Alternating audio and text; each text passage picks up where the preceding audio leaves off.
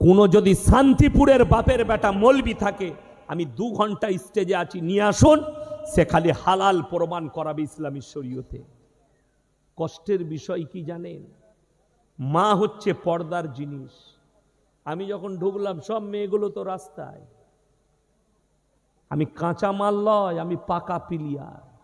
হ্যাঁ, অত সহজ নয়।